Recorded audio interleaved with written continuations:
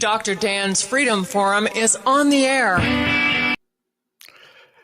Good evening. This is Dr. Dan, and this is Freedom Forum Live, streamed live every Tuesday evening, 8 p.m. Eastern Time on Facebook, Rumble, YouTube, and X. Tonight, the core purpose of the judicial system and criminal law is to protect the rights and safety of the innocent by punishing and removing those who repeatedly violate those rights from society. When judicial systems keep recycling demonstrably dangerous people back onto the street, it is a policy and governance failure that transfers all the risk onto ordinary families. And you know that means ordinary families like yours and mine. We're the ones at risk when the judicial system fails to do its job. Most of my generation were taught the Ten Commandments, good versus evil, the Golden Rule, and the polite and proper way to conduct oneself in the company of others. We also learn that the coin of freedom has two sides: freedom of choice and personal responsibility. And you know, you cannot have one without the other. We now have several generations of young Americans who were taught that God is dead, do what you want, it's okay, and society is responsible for anything that doesn't go your way. That's what happens when flower children of the 60s become parents and teachers. They pass their personal failures and cultural flaws on to their progeny and ours. Don't do the crime if you can't do the time. It probably kept most of us on the straight and narrow. But if the crime is not accompanied by having to do the time, then why not do the crime? That's what a lot of people are saying today. They may have heard about you have to do the time, but that's obviously not what's happening. And that's because the era of the hanging judge is over. It's been replaced by a judicial system that allows repeatedly violent criminals to go free with minimal punishment, if any, with no regard to protecting we the people. Here are some terrifying facts. 10% of the offenders generate roughly 50 to 60% of arrests or convictions, especially for serious and violent crime, with an even smaller core, around 1%, responsible for a huge share of the worst violence.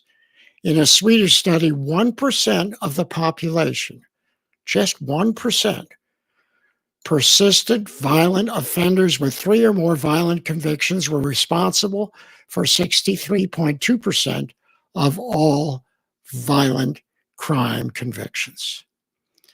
Even worse, as far as I'm concerned, are stories about law-abiding citizens facing jail time for protecting themselves, their families, and others. I would rather be judged by 12 than carried by 6. So, my guest tonight, that's right, my guest tonight is Ken C.J. Crowder, a former commissioned officer of the U.S. Marine Corps, now a businessman, working every day to support his wife and 4-year-old son, raising that boy to love God, follow the Ten Commandments, and become a productive and outstanding member of the community. Crowder, welcome as a guest on Freedom Forum Live. Dr. Dan, it's an absolute pleasure and an honor to be here. It's funny you brought up my 4-year-old son, Pax. I just put him to bed, and I was talking to him about doing this show with you. And it is crazy that it is so simple to a 4-year-old, the problem that we're in, and then the solution that you and I are going to make much more complicated than Pax did tonight. Pax just told me, well, why don't you just lock all the bad guys up? And it was that is the perfect picture of where we are currently at in society, is that common sense logic that a 4-year-old can understand. It does not apply to society, because you had mentioned some of the stories, and I'll just go through a few of them here, right? I had sent you a meme, or an image capture of 5 different individuals, right, representing the victims as well as the perpetrator in recent times, or the last few years, showing the vast amount of arrests compared to the fact that they were still out and available and free to harm again. So across 5 different jurisdictions, we saw the same story repeat.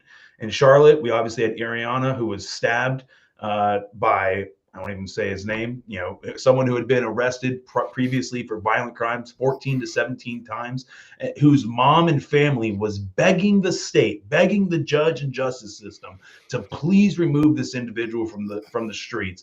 And he was left out on another progressive judge and justice policy in order to be able to murder her in cold blood. Then we have Bethany McGee, who was doused in gasoline and set on fire down in Myrtle Beach, South Carolina, by Lawrence Reed, who had been arrested 70 plus times before that attack. Then we have New York. We have Noreen was killed when a dirt bike rider with around 20 prior arrests ran her down and then fled, while Brooklyn church volunteer Nicola Tanzi was beaten to death in a subway station by a man described as having dozens of prior arrests with another long record. This is repeated over and over and over again. And it's no longer anecdotes. It's no longer a one-off travesty. We have built in a pattern, and we have changed the system to perpetuate this. This is no longer a phenomena. This is now a predictable pattern of escalating violence due to failed policies and progressive justices. And I am thrilled to be here to kind of talk to you about it tonight. Well, it's funny. One of the things that kind of brought this to my attention was when Irina Zarutska in Charlotte. Here's a very, very beautiful young refugee from the Ukraine here in this country to start a new life. Everything positive ahead of her. The ability to have a wonderful life as a free person in this country. And I don't know I have no nice words to say, but sitting behind her was a person who'd been arrested multiple times, let out constantly to roam the streets. He just calmly gets up, takes a knife out, which, however he got it on the subway to begin with, takes out a knife, comes up behind her, and slits her throat. And we watch as she slowly falls onto the floor and bleeds to death. And he just puts the knife away and walks out. This, to me, is what it just showed me graphically what we're dealing with. And it's a terrible thing, because your family, my family, our friends, our neighbors, and people we don't know are now victims of a judicial system which is working totally against us. Yeah, you exactly right. They are not only victims, the assailants, or of the offenders. They are victims of the very system and the very people who are supposed to protect us. And if America wants safer streets, if we want fewer funerals and fewer Arianas on light rails getting stabbed to death in cold blood, the single highest impact action we can take is the targeted, lawful, consistent removal of the small and disgusting fraction of violent offenders who commit a wildly disproportionate share of violent crime. This is not an extremist view. This is a view my 4-year-old understands.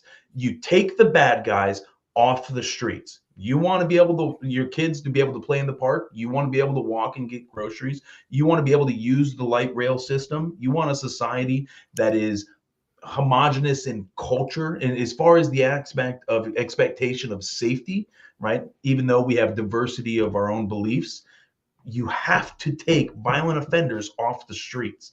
And the system itself disgustingly has vacated and abdicated their responsibility to the rest of us. And I think it's by design. I think that's the real sad part here is this isn't by accident. This isn't out of negligence. I think it's by design, Dr. Dan. That this is the end result of these policies at play. Well, we're starting to define the problem, you and I. I know you have some more data. Why don't you go through some of the other data you have about how many people are involved and what is the impact of that on you and me and our families? Yeah. So as we get into really defining the problem, from my perspective here, and this is really what I kind of prepared for in advance here, is I think there's really four separate pillars of this failure of society that have to be addressed. One we could call the 5% problem. One we could call bail bond, or two we can call bail bond and the revolving door of repeat offenders. Then we can talk about sentencing integrity, right? There's a common occurrence currently where DAs and prosecutors and even judges will reduce the accused crime or the charged crime in order to be able to achieve a plea deal, which commonly results in the violent offender not being charged with the crime of their violence. And then we also have judicial accountability. Progressive and let's call them rogue justices and judges have completely, they're off the deep end, and there's no course of correction here. There's no accountability for them. There's no blood on their hands.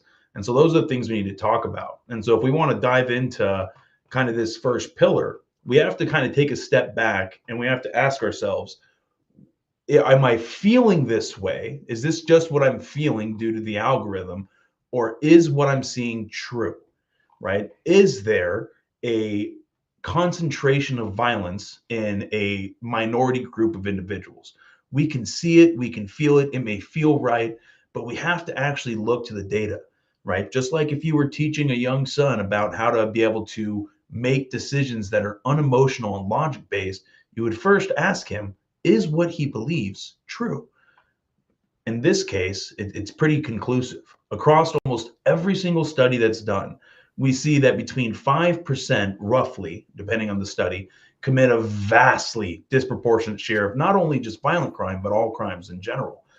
There was one that's the classic Philadelphia birth cohort study, where they tracked these individuals over the course of time, and about 6% of all the boys in the cohort accounted for 55% of all juvenile arrests.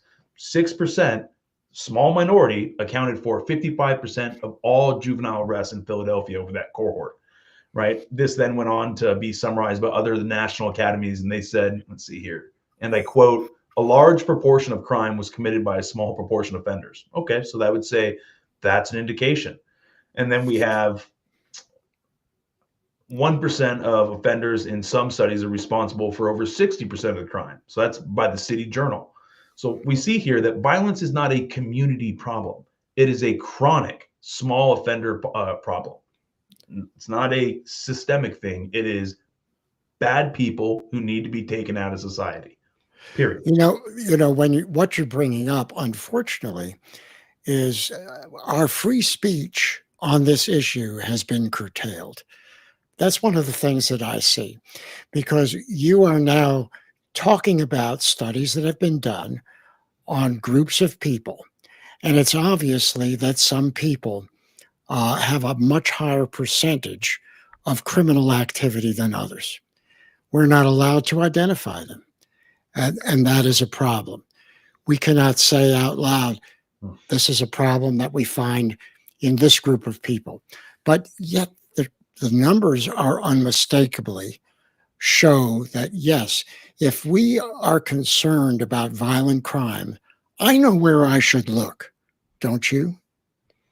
Yeah, so that's a it used to be a hotly debated topic because there was even call it academic pressure to inhibit the ability to come out with some of the data because of the fear of racial bias implication. And it's a real fear. It is an inappropriate conclusion to draw racial bias from the data, right? That is where you leave the realm of logic and empirical thought and data-driven conclusions, and you go into the realm of extremists and white supremacy, and that is the fear with this. But it is not extreme to point out micro hotspots of violence. We do this in the military. Violent clusters are not just, academic theoretical thoughts. You can see them on crime maps. You can see, oh, hey, look at this. Not only is this area of a city have higher crime, but there are actually multiple studies done, and I don't have them in front of me, where it's actually addresses. There are certain addresses in those micro areas of crime that commit a disproportionate number of the police calls, right? Whether they're drug houses, whether they're known gangbangers, whether they're known drug running circles or crime syndicates. So that Pareto's law is universal, right? So 20% of a city is going to commit 80% of the crime. 20% within that of those addresses is going to commit a vastly disproportionate number of the crime. So the principle is universal. If we remove those violent addresses, those violent offenders at those addresses, crime overall drops. It's not a racially biased thing. It's empirically driven conclusion. Well, it's good to approach that as a numbers thing. It's data. Data tells you an awful lot of things, and if you can find solutions to problems based on data, and you could say, we've done the studies, here is the data. That's why I'm looking at those addresses, because I already know from all of this information that I've accumulated, if I want to score big in terms of lowering crime, that's where it's got to start. Yeah. So you just kind of have to accept now, as crime is becoming such a huge problem for especially urban areas, you have to accept that that's one of the ways in order to eradicate it. So yeah, and we've solved that problem. Oh, I apologize for stepping on No, there. that's okay. We're going to have a discussion, and that's what happens when you have a discussion, as you well know. So what was the second pillar you were talking about? Well, so the second pillar we go into is no more revolving doors for violent offenders. And so there's an interesting one I'd like to point out here. So the Bureau of Justice did a 9-year follow-up that included 30 states and 401,000 prisoners. Okay, right? That's a large data set, right? That would be a data set that would be almost universal in its implication as far as a prison population. Would you agree?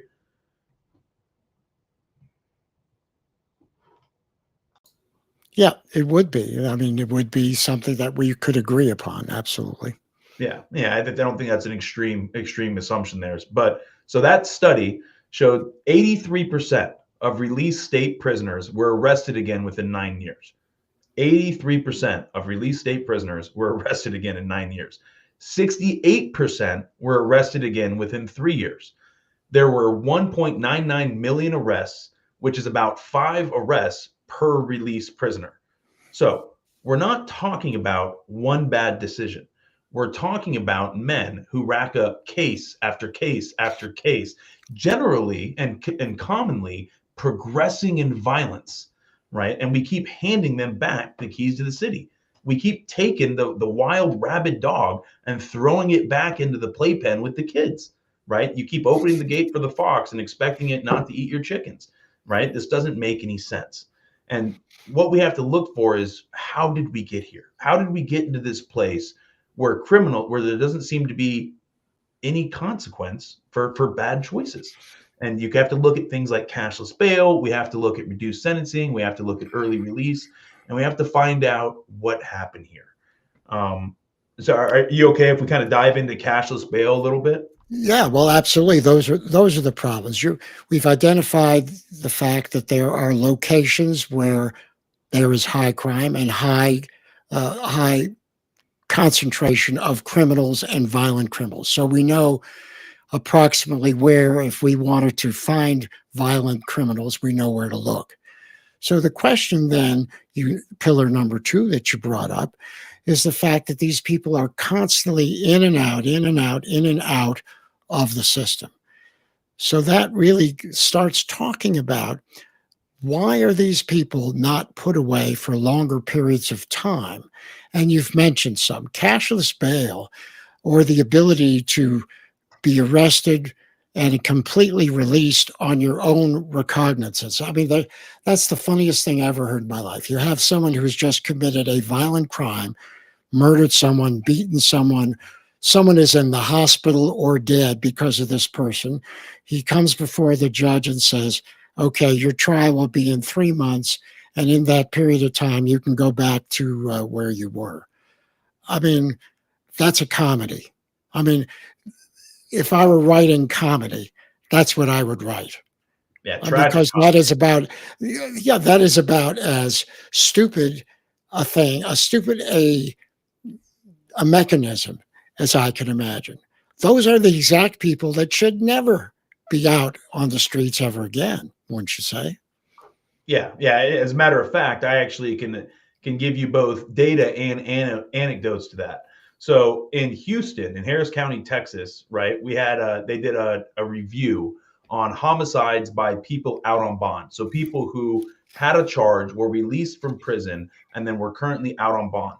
Local tracking, right? Local tracking in Harris County has documented over 160 people murdered by defendants who were free on multiple bonds or deferred prosecution. That's 160 lives whose blood is directly on the justice system and those in it that released violent criminals back out into the streets, either on bond or during a deferred prosecution, right? So that's one. Then we have the Lawrence Reed when he attacked Bethany McGee, right? Lawrence Reed was on electronic monitoring for a previous violent charge, right? When he set her on fire on a train, right? Then we have, we go into the Christmas parade in Wisconsin. I believe it was, I might be mistaken on the year, but I believe this was 2021, right? When the individual ran his vehicle into the Christmas parade, and I think he killed 6 and injured over 60, right? He had a long history of open violent cases, including, I believe, domestic violence, maybe even some sexual assault crimes. I may have be misspeaking there. But there we go. We have another 6 coffins and dozen of shattered bodies because we treated a career criminal like a low-risk shoplifter. So this is a real issue. But I think before we dive into that, we have to ask, where did the push for cashless bail come from? And as admittedly, I lean libertarian in a lot of my views. It comes from a pretty honorable place, right? So the cashless bail kind of came forward for a few different pillars here, and I'm sure a legal scholar would give you a better defense of it, but I want to present them to you, and so you can kind of give your feedback on at face value. One is the unfairness of bond and bail being a kind of a wealth-focused tax. That if you're poor, you stay in prison. If you are wealthy, it really doesn't mean anything to you, and it's an arbitrary number where the wealthy get out and the poor stay in. Right. So at face value, I believe there's some credibility to that. That there's a chance for some type of systematic failure where we are punishing the poorer of us in that case. I don't necessarily disagree with the premise. The premise that I highly agree with is that when you looked at the periods of pretrial confinement, even for low-level crimes, in some places, as we saw during COVID, and even some of the January 6th defendants, they were stretching out over a year in pretrial confinement, even for minor offenses, because the court system was so backed up. And so cashless bail they had a strong argument that something needed to be done. Unfortunately, that got turned into, well, just release everybody, right? No cost, that don't need to show up, even though some of the early studies kind of were promising, but it didn't actually lead to reduce crime in these violent offenders. As a large data set, I think it looks pretty neutral, but when you get down to the nitty-gritty anecdotes, 160 people in Harris County, Texas are not here because of policies like this and letting people out early. The problem, of course, is that when you have a shortage of available justice procurement, let's call it that for lack of anything else. Yeah, When you labor. have Yeah, when you don't have enough judges, enough courtrooms, enough whatever, that's when what you have to do, like it or not, is you have to prioritize. And the people who commit violent crimes against other people, no matter what social level they come from, whether they're rich or they're poor, whether no matter what race or whatever, if you hurt another person, kill, murder, beat, injure on purpose with malice, you do not belong out on the street, period. Even if you have to wait in prison for 6 months for a trial, I don't care, because people like that, if they do it once, they're definitely going to do it again. And if they do it again, they're going to do it 4 more times. If they do it 4 more times, they'll do it 16 more times. That's the bottom line for me.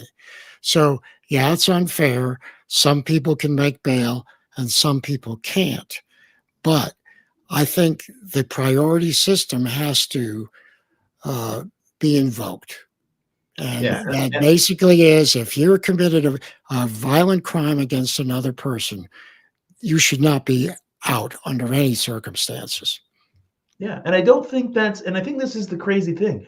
I don't think historically that is an extreme position, right? I don't think that, like, No, let's go back to the 1900s, right? Out west, they were stringing people up for a whole lot less than that. Um, I don't instantaneously. Yeah, I don't think it's a an extreme position that to assert that those with violent charges with strong evidence, like for murder, attempted murder, armed robbery, aggregated assault with a weapon, that they shouldn't be released, right? Without an extremely high bar and the presumption of pretrial detention or strong risk-based review at a minimum, not, should be the standard. I don't think that's an extreme place, and it's crazy that we've reached a place where someone can even justify letting these people out. Well, and in addition, let's say, suppose you wanted to sort of bend the rules a little bit in terms of fairness. One of the criteria could be, is this the first instance or is it the second or more? So you have sort of a stage of various levels of whether you have to stay behind bars. I guess if you commit one violent crime and there's maybe some questionable circumstances, well, it might not be too bad. But if you're already out on bail on one, that's it. I Yeah, mean, if there you have should be the 72 closed arrests, door. you should not get bail. Right. Period. Yeah, and I think and so here's what gets funny when you get into let's call it progressive logic and academia because they just attack each other, right? So in DC, where I would say was one of the first positive case studies of cashless bail, from what they would say, because they had a high rate of showing up to their point or their court dates and stuff like that. Judges, one of the things they had for whether or not someone shouldn't be released, they had like an algorithmic table on their risk profile, right? Like they had all the data. They did a very good job. They put together all the data. Is this person a high risk candidate to reoffend? And it had data in there like prior arrests. It had data in there like, was this crime violent? Does they have a history of violence? But they also had data that we can see at a societal level is very indicative of predictability for committing crime. So they had stuff like home ownership. Homeowners are orders of magnitude less likely to commit violent crimes than those who don't own a home. That's one of the reasons why home ownership gets pushed so hard, is because if you own things, you generally take better care of it. But it also had income level, had education level. And so this is actually I would say, a pretty good model. Like a judge has an objective, empirically based view on where this person fits in the data set for risk. Well, of course, the progressive monster, right, which can't handle anything that they see as systemic racism, just destroys that. They hate it because they're like, well, if someone's committed an offense, it's because they were black and they lived in an over-policed neighborhood in the stop and frisk, so they have more of a record, and they're poor, so they don't own a home, so they're not gonna get released. And as a policy recommendation, we have to look at societal data. We can't make it on the n=1 tiny sample size anecdote. We have to make policy decisions on what's going to protect society. And so when we look at that, if this person, all right, has prior arrests and they fall into high risk category, you're a high risk category, man. You don't get out of jail, right? I don't think, I think there's an empirical way to view this that really cuts through a lot of the nonsense. The interesting thing is, of course, is that when you let a violent person walk with cashless bail, or however the system let him out, everyone is at risk. And what you see, interestingly enough, if that person commits a violent crime against someone in power, or the child or relative of someone in power, that changes things an awful lot, does it not? Yeah, absolutely. Yeah, and that really is part of the unfairness of everything, is that they should be treated better because their parent is a politician or in power or elected official or whatever. But it really calls attention to the fact, if you want to have equal justice for all, everyone treated equally, that algorithm system was really a fair way of doing it, because Absolutely. because it keeps people at highest risks off the street and lets the ones at lower risk more of a chance of not being incarcerated pretrial. Yeah, and once again, I understand, as a rational person with emotions and with empathy, I can understand and even sympathize that this system in itself may not be a perfect one. That there may be someone who gets pinched due to the poor actions of a police officer earlier in their life, right? But what I can also say is that at a societal level, letting bad people out of jail because I don't want to be seen as being too aggressive is not a logical position to take. And so we have to then go with the outcome most likely to reduce violent crime, so that 160 people in Harris County aren't murdered from criminals let out, that people aren't set on fire by someone who is let out, that people aren't ramming their vehicles into Christmas parades, or is getting stabbed in the neck by someone with 14 to 17 violent arrests. Right? I think there's a logical coherence failure in the legal justice system as it's gone, and I think it comes largely from crusading progressive judges who believe that they're going to save the world by letting people off with no consequences. And I think that goes into the next one is, we have to have serious draconian consequences for violating the most sacred aspect of a society, and that is violating the personal rights and liberties of another individual, right? That should be the most severe consequence. There's no question about it. I mean, and we've already alluded to it. It belongs being said again. If you harm another individual, murder, harm him, send him to the hospital, beat him up, or whatever, those are the people who need to be out of society. Really, that's the number one purpose of the judicial system, is to remove violent criminals from society. They are not fit to live among others because they hurt people. I don't want to be hurt by someone who should be in prison, neither do you or your family. So that is where the judges who do this, they are guilty to me of crimes against society. That's what they're guilty of. And the only way they ever understand it is if that one of those criminals does something to someone who matters to them, and then it's brought home, and Yep. then maybe they might change their ways or not. But all judges should be held to that standard. It's not reasonable to let violent people roam the streets. If you're doing that, you ain't doing your job.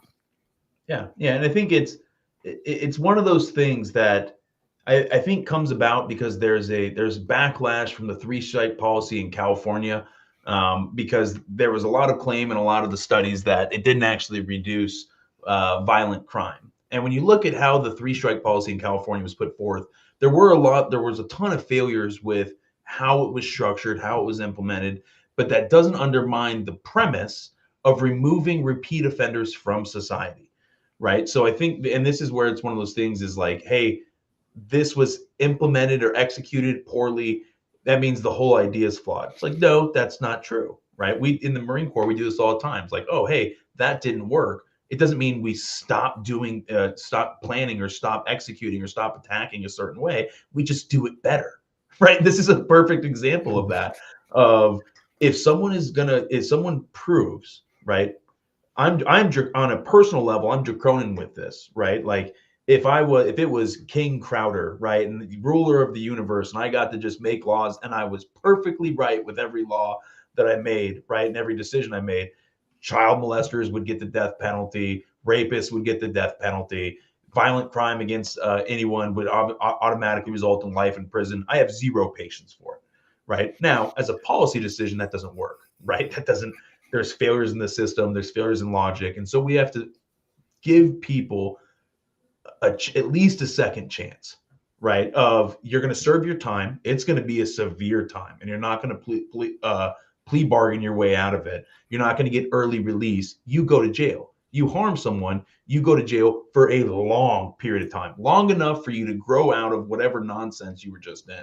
And then if you have a second iteration of a violent crime post that sentence, my stance, and I'd be willing to go to 3, is that there you go, right? You're gone. Bye from society. You are out of society. You've demonstrated a pattern of behavior, and I will not allow another innocent person to be harmed because you can't control your emotions. My 4-year-old, the conversation we have every single day is that it is okay to feel every emotion. You can be sad. You can be angry. You can be happy. You can cry. You can be so upset that you need to go out and be by yourself, but you can never lose control of your emotions. That is not okay. And I am sick and tired of being told that grown men and women who can't control their emotions should be allowed to continue hurting and killing and maiming innocent people. It's an absurd concept. I don't want to get too animated here, right? But it is beyond me that we the people, instead of being granted inalienable rights in the pursuit of life, liberty, and happiness, is we the people, our rights are less important than the repeat violent offenders that are allowed to kill and maim me with a slap on the wrist. I refuse to accept it. I refuse to live in a society that accepts that, and I don't think the rest of us should either. Sorry, I'll get off my soapbox, Dr. Dan. I apologize for the rant. Well, you shouldn't. You don't have to get off your soapbox. This is your soapbox as well as mine. So the point then is, obviously, changes need to be made, and making those changes obviously are going to be. It's going to be difficult because you have ingrained in society a number of different facts. First of all, the left, the collectivists, for decades have been promoting the idea that society is responsible for the criminal behavior of people. That goes back to Cloward and Piven in the 1960s, is that if you commit a crime, it's not your fault, it's society's fault, and therefore society is to blame, and they should pay the price for their failure rather than you pay the price for your personal failure to control yourself. Well, that obviously is that's a system of belief which has to be reversed. You cannot have a society in which a large group of people say, society made me do it. I mean, that just doesn't work, does it? No. Well, it undermines the entire premise of a republic, right? I believe, and we don't have to get into the religious debate here, but I believe John Adams said something along the lines that the Constitution is wholly inadequate for a non-religious people. And I think that may go too far, right? I think John Adams, I think it is possible to have. But let me interrupt a minute, because it's not religious that he really was talking about. He was talking about people who understand the difference between good and evil, right and wrong. It's not about what church or whatever else you go to or what church you don't go to. It's that basic understanding. I know what's evil. I know what's not evil. I know what's good. I know what's bad. And I know how to conduct myself in society so I don't hurt others. It's not about religion. But society now has lost that. Many, many people, a large percentage of our people, cannot understand that fact. They don't understand good versus evil, do they? Yeah, I think that's I think that's a whole nother show of the pitfalls of secular moral relativism, right, and its impact on society. I completely agree with you. I think that's exactly what John Adams is going after here. And to kind of tie this back in, one of the things that's required, right, for an action or for a crime, in order to bring about justice, is that the consequence of that crime has to be equal or more to the severity of that crime, right? This is not a new idea. This is something that goes all the way back to for an eye for an eye, right? But what we've seen here is that this progressive systemic or movement towards reducing the consequence because I want to take care of you. I want to give you another chance. What they're doing is not just the cashless bail, not just letting people out, but they're actually hiding violence in the plea bargain. And this is something that I don't think is talked about enough, right? But in order to move dockets, prosecutors are often pleading down violent conduct to nonviolent paper charges, which masks the risks in the data system, which lets repeat offenders off with and look nonviolent in the risk tools. It results in short sentences, quick cycling back to the street, and oftentimes they aren't even being allowed to use the totality of the person's criminal history in the prosecutorial or charging or sentencing guidelines. And so case studies have shown repeatedly that when prosecutors refuse to paper over gun violence priors, especially gun violence priors, and instead federally charge chronic shooters, firearm assaults fall and remain lower for years. Now, you have to ask yourself why. Why, if the prosecutors, when they don't paper over violent gun crimes, it reduces crime, right? It's like, oh, well, maybe because the violent criminals are away in prison. It's like, yeah, if you pistol whip someone, you're not a trespasser, right? You're or a disorderly person or disturbing the peace. You're a violent criminal. The paperwork should tell the truth. We have to charge people and sentence them with what they do.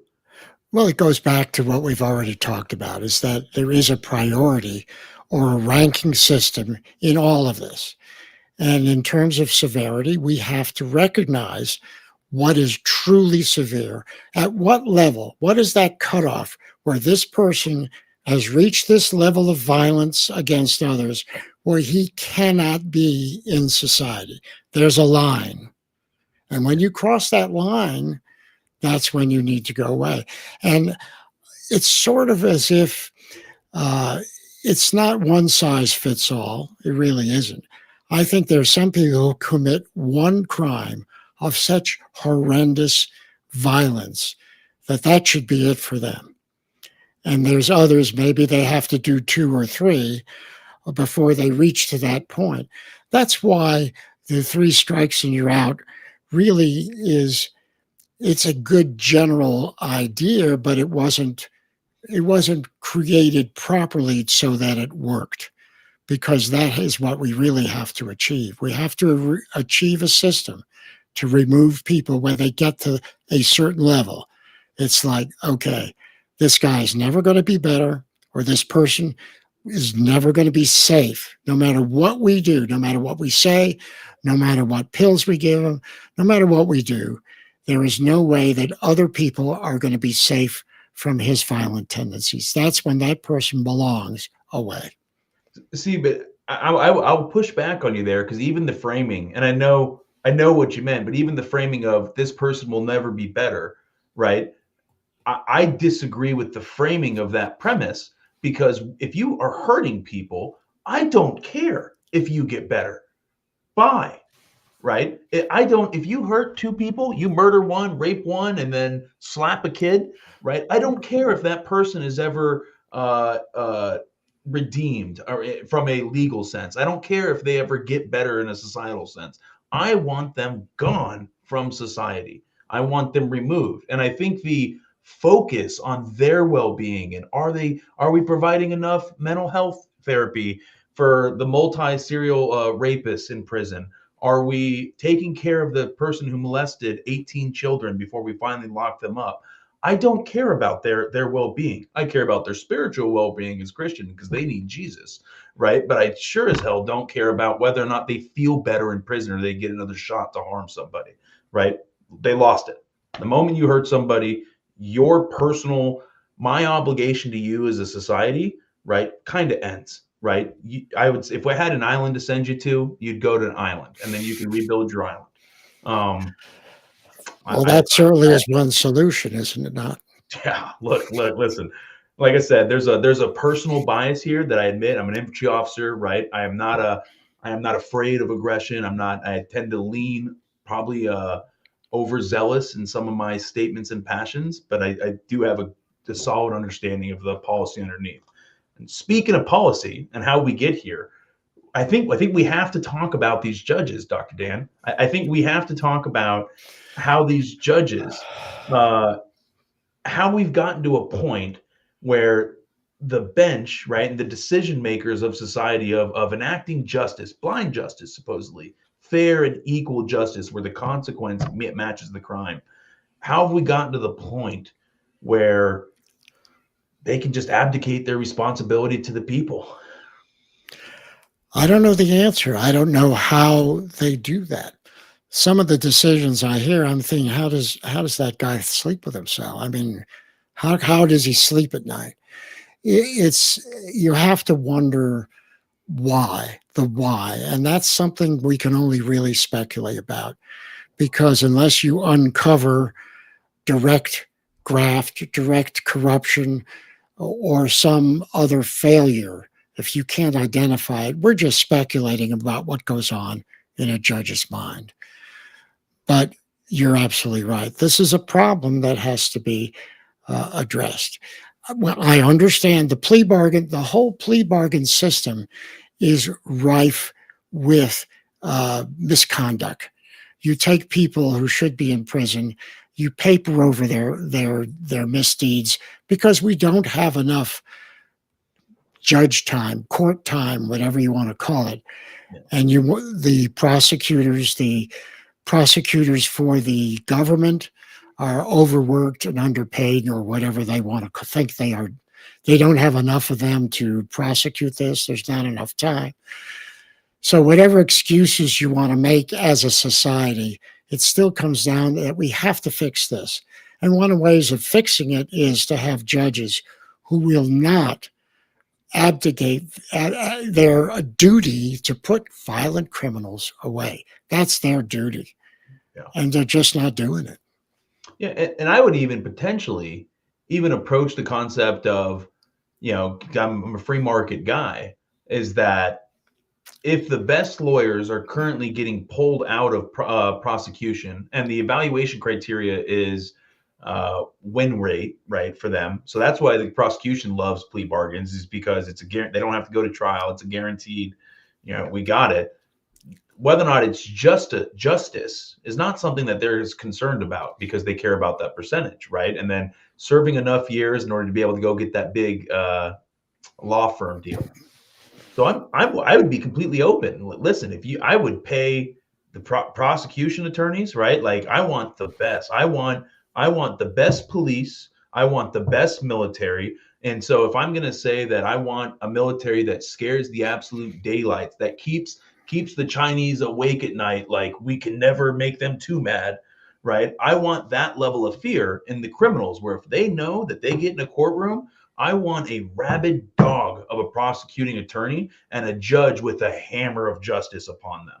And so I'm not against, as a society, reevaluating how we're compensating these individuals, how we're rewarding them. Simultaneously, I have to ask the question, should justices that go rogue and let people out, should they bear liability?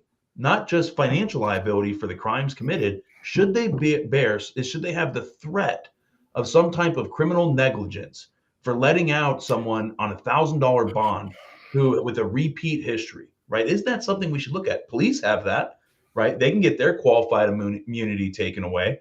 Why would we not have to have the same consequence for judges? Well, qualified immunity is a very difficult shield to pierce. I've had numerous conversations, legal conversations with constitutional scholars about that very issue. And qualified immunity is now it's the 11th Amendment to the Constitution. Really, you cannot sue. It's very, very difficult to sue the government. Now, the First Amendment has a clause in it which says that you, as a citizen, have the right to redress your grievances. Uh, that is in the First Amendment. And in the beginning, the interesting thing is regular citizens could come before Congress and express their grievances and expect Congress to redress their grievances right in the halls of Congress. And that was in the beginning. That was the way it worked. And obviously, Congress got pretty tired of having to deal with, who stole my apples, and this guy the tax collector took too many cows from my pasture or whatever. Yeah. And they passed the 11th Amendment, which basically said you can't sue the government. And that's the way it stands right now. So it is very, very difficult to sue the government. And a judge is part of the government, and he is protected by qualified immunity. If you remove that, and that's one of the problems, that shield is to allow people who serve in elected or appointed positions. It allows them to act without worrying about being sued for what they do. Because in a litigious society like we've become, everything would come to a halt. Every court case, you'd have the judge would be sued, the lawyer would be sued, the clerk of the court would be sued, the guy who recorded the crime would be sued, everyone would be sued. And so it would be one of these big waterfall cascades of lawsuits. No one would ever get convicted of anything. Yeah, the second and third order effects of it are right. Let's be honest. The end of the legal system's functionality as we know it. If you start bringing, I understand that point. It doesn't take away there has to be consequences for negligence, and I don't know what that looks like. I would need someone smarter than me to come up with them. The problem is that you're calling it negligence. And the way the system is created, it's not negligence. It's a judge who makes a decision that's well within the realm of what the law allows him to do. Now, there are judges who are impeached because they constantly make decisions that are way out of the realm. If the law says, here's your range of punishment, and every single case, he is nowhere near that range, then you could probably get him impeached and removed from the bench. But without that, I mean, it's pretty tough to say that a judge can't make a decision based upon his view of the case, the way it was presented, and the way the jury, even with a jury verdict of guilty, a judge still has a ton of leeway about what he can do and what he doesn't have to do. He can even reverse the verdict in some instances. So, yeah, can I give you an analogy, right? Because sure. once again, I don't have the answer to the consequence, right? But it feels right that these judges would be like you're an ophthalmologist. It'd be like someone coming in and someone has a nail in their eye, okay, and the doctor or the ophthalmologist just takes the nail out and puts it in the other eye and sends them on their way. Then the next day, that person comes back, the ophthalmologist is like, oh, look at this, takes the nail out and just shoves it back in the other eye. Then that person, right, comes out the next day, they come back, the ophthalmologist takes the nail out, gets their mom or maybe the guy's wife, and then shoves it in her eye. Instead of taking the nail out of society, he is just constantly allowing that nail to just stab every other person in the eye. Terrible analogy. It's off the top, but like at some point you would hope that guy wouldn't be allowed to practice. And I just, it doesn't seem like justice when someone can continuously allow violent offenders out, and the blood on their hands is Well, one of the things that you can do, okay, is if you live in a community and there's a judge who's continually doing that, the best thing that you can do is start a letter writing campaign. And you start writing letters of protest. You write them to the newspaper. You write them to the legislature. You write it to the city council. You write it to the mayor. You write it to the county commission. And you say, here's a list of what this judge has done. It is against what is good for society.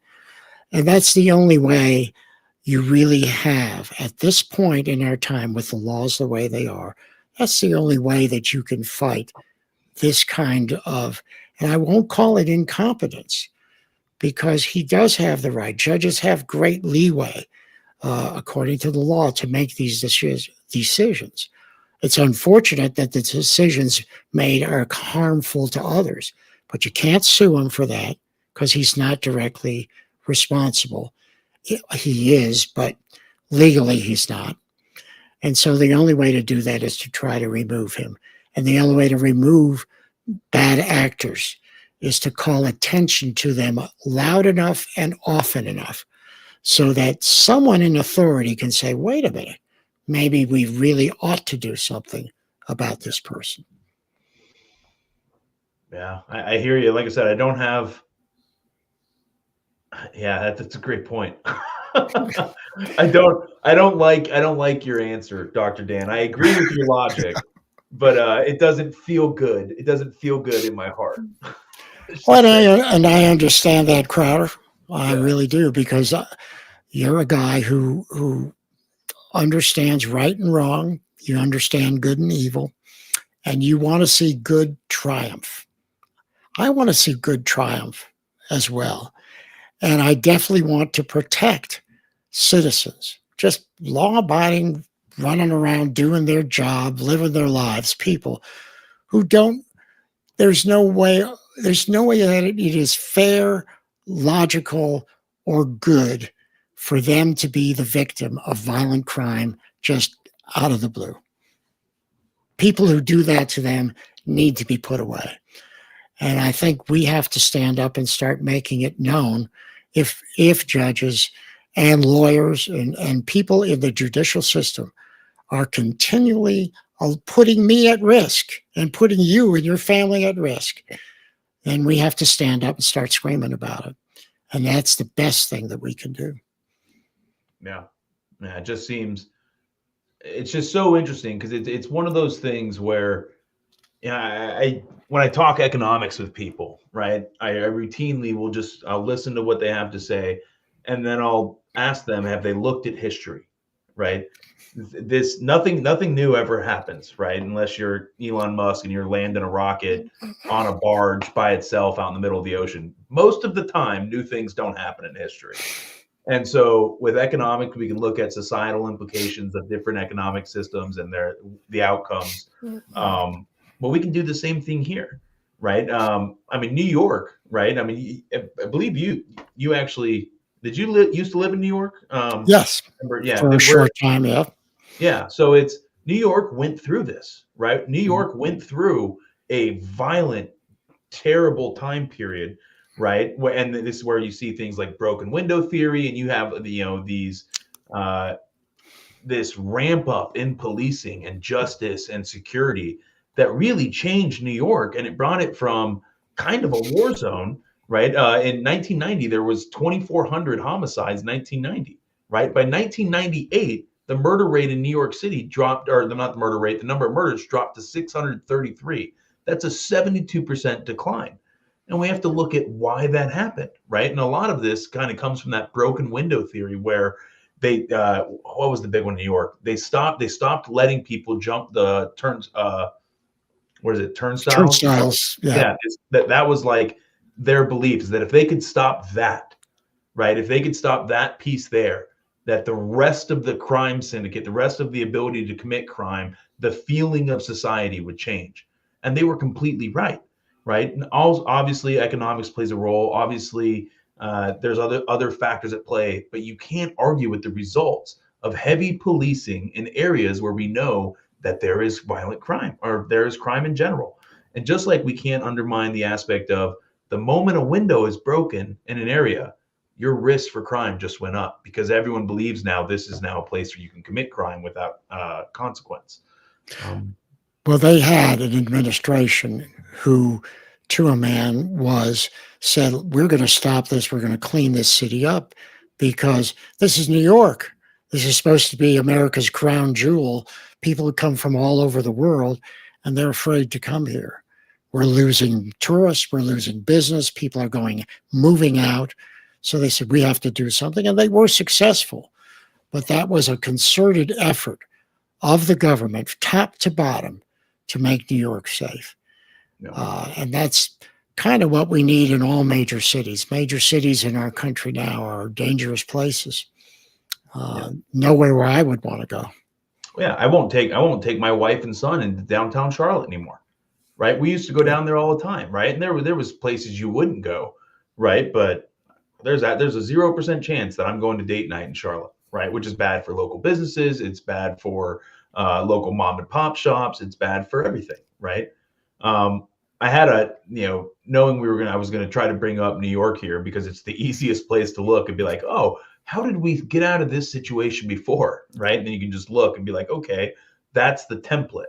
But the Manhattan Institute, right, did a study where they tried to estimate how many violent crimes didn't happen based on this broken windows theory of policing, right? The turnstile, stopping the turnstile jumpers. And they estimate that over 60,000 violent crimes from 1989 to 1998 did not occur due to that the enforcement of basic policing laws.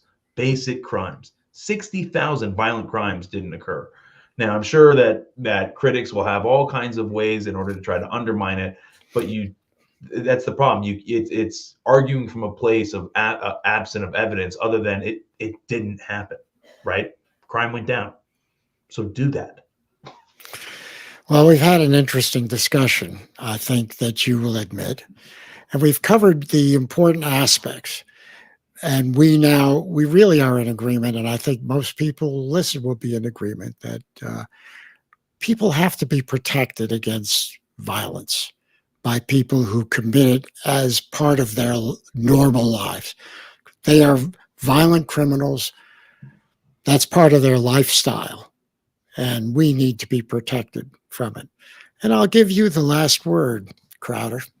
Yeah, Dr. Dan, I obviously, I'm very passionate on this. I'll go ahead and make a disclaimer that anything that is inaccurate empirically or in data is the fault of my own zealotry and passion in this debate, and that I always reserve the right to change my opinions when confronted with better evidence. But as it stands right now, my standpoint is that if we focus our harshest tools on the small group of people who actually pull the trigger and stab with knives, then we can be less punitive on everyone else. The goal is not mass incarceration. The goal is a world where a 10-year-old can walk to school without passing through and passing by 10 memorial sites and sidewalk vigils on the way. I want that society for my son. I want that society for my wife.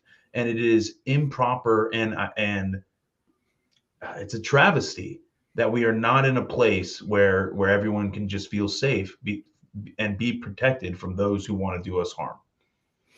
Well, my final word is what your 4-year-old son said. If they are violent criminals, we just need to lock them up. Come on. To be clear, though, he said all criminals. He said just put them all away. Put away the bad guys. Well, he's probably not too far from the truth. Put away the bad guys. I'll vote for that any day. Yeah, thank you, Crowder, for being a great guest on Freedom Forum Live. I appreciate you, Dr. Dan. Be blessed. You be blessed, too.